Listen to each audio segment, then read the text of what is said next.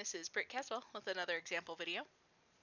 In this video, I am covering example 5 from section 3-3, which is talking about the binomial theorem in the SavvasRealize Algebra 2 textbook.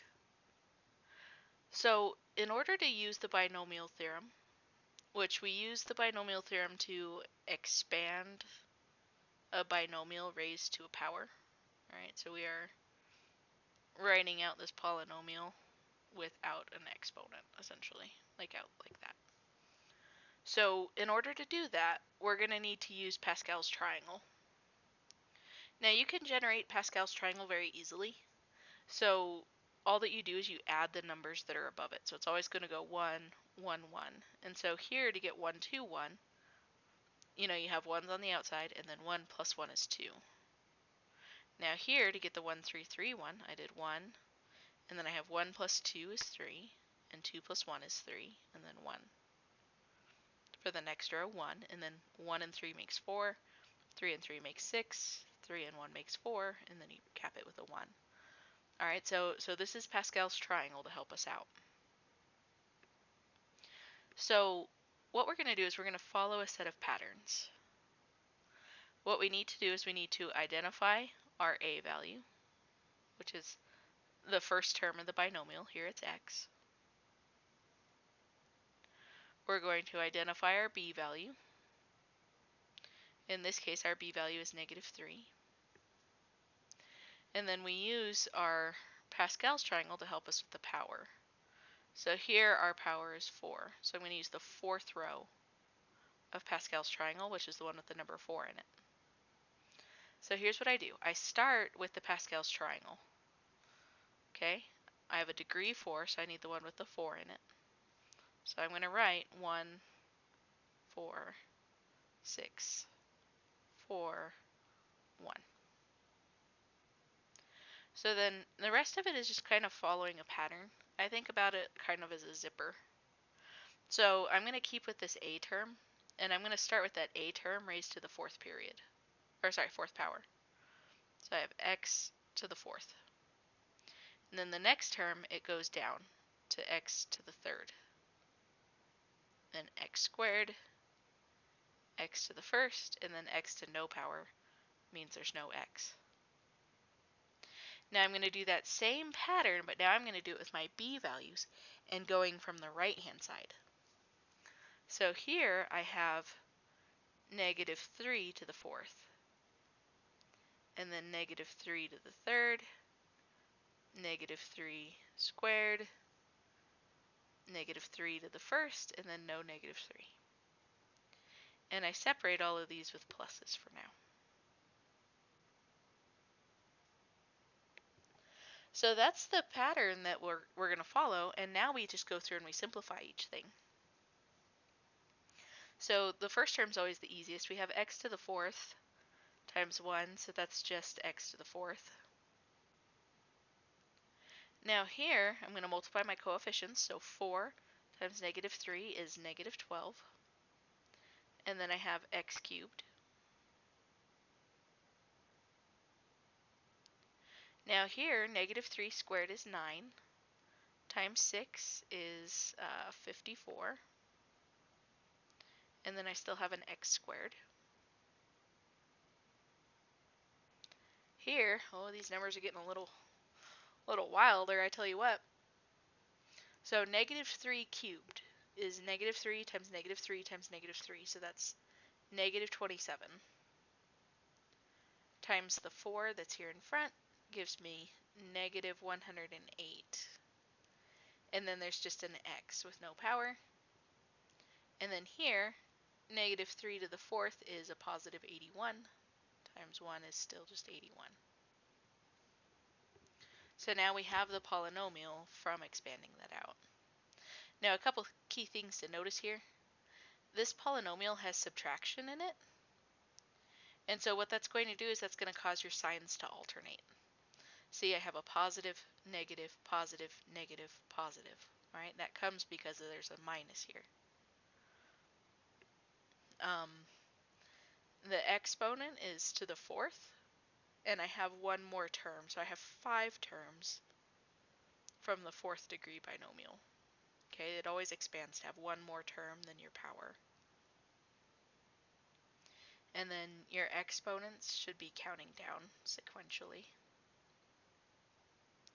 Alright, so let's try it again. Let's try it with another one. So this one has s squared plus 3 to the 5th. So I'm going to use the row of Pascal's triangle that has a 5 in it. So I'm going to have 1, 5, 10, 10, 5, 1. And make sure that you really space these out. I find that I often use more room than I needed. So now my a term is s squared. Okay, so I'm going to have s squared to the 5th, s squared to the 4th, s squared to the 3rd, squared, no power, and then, or I'm sorry, 1, and then no power. And then my b term I'm going to go up the right hand side with. So my b here is 3. So I'm going to have 3 to the 5th, 4th, 3rd, squared, linear, no b. And then I'm going to separate them all with a plus. Now this one, it has a plus in the binomial, so that's how I know my signs won't alternate. They're all going to stay as pluses. And so now we go through term by term and simplify things. So my coefficient of 1, I don't have to write a 1. So s squared to the 5th is s to the 10th. And I write the cursive s, which is like this little boat looking thing, because I feel like s's look like 5s, and that's confusing. Now here, 5 times 3 is 15. And then s squared to the 4th is s to the 8th. Now here, 3 squared is 9, times 10 is 90. And then s squared to the 3rd is s to the 6th. Now here, 3 cubed is 27, times 10 is 270. And s squared squared is s to the 4th. Now here, might need my calculator for this one. 3 to the 4th is 81, times 5 is 405. And then there's just an s squared on there. And then our last one, 3 to the 5th, so 81 times 3 is 243 times 1 is still 243. So we used the binomial theorem now to expand this binomial. Let's try another one. This one is to the 7th. So I'm going to use this one on my Pascal's triangle. Now this Pascal's triangle, because of the way it's generated, it goes on for forever and ever. Alright, so I could do this with any exponent that I have. I would just need some really long paper, okay? So that row of Pascal's goes 1, 7, 21, 35, 35, 21, 7, 1. So I'm going to have to really kind of squish stuff together, okay? Now my A is just x. Okay, so I'm going to have x to the 7th, 6th, 5th, 4th, 3rd, squared, linear, and then no x's. Now my b value is -1. So remember, I start from the right hand side and I just do that same thing where I count my pattern.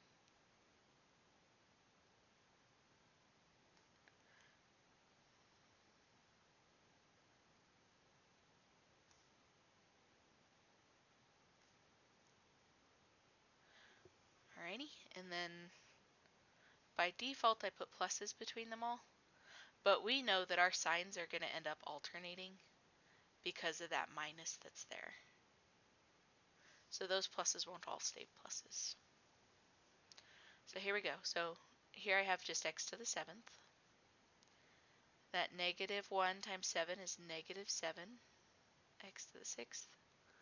Here the negative 1 turns to a positive 1, so this turns into 21 x to the 5th. Now I'm going to have a minus, because negative 1 to the 3rd is negative 1, times 35. It's going to turn positive again, because it's an even power. It's going to turn negative, because of the odd power. Positive again, because of the even power. Oops. And then here, I'm going to have it odd, so it's just a minus 1. Alright, so now we're going to do it again, but now our a value has 2 terms there, so make sure that you watch this one. So the 6th row of Pascal's triangle has 1, 6, 15, 20, 15, 6, 1. Now my a value is 2c.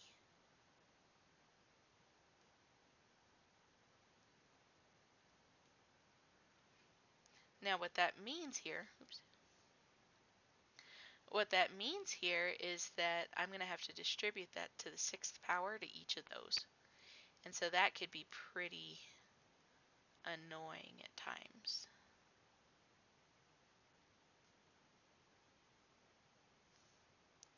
So there I've distributed my a. Now my b value is easy, it's just the letter d. So I'm going to have d to the 6th, 5th, 4th, all the way down. Oops. Now because it's just the letter d, I don't really need the parentheses, that's why I dropped them, just to kind of clean up what we see here. And then we separate it by default with all pluses. Now my original binomial is a plus, so these are all going to stay as pluses.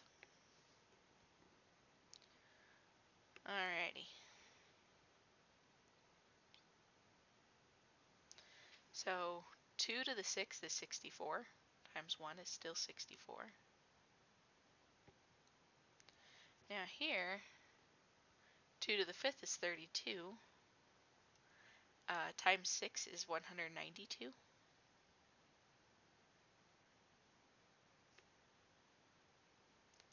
Um, 2 to the 4th is 16, times 15 is 240. And notice that that 4th stays with the c, and the 5th stays with the c. Now here, 2 cubed is 8, times 20 is 160.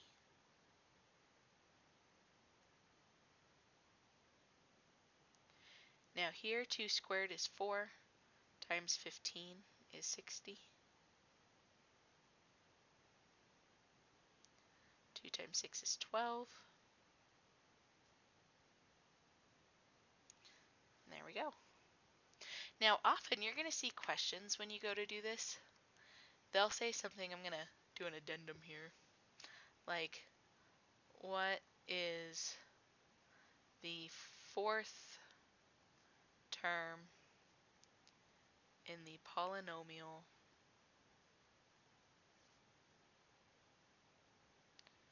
created by expanding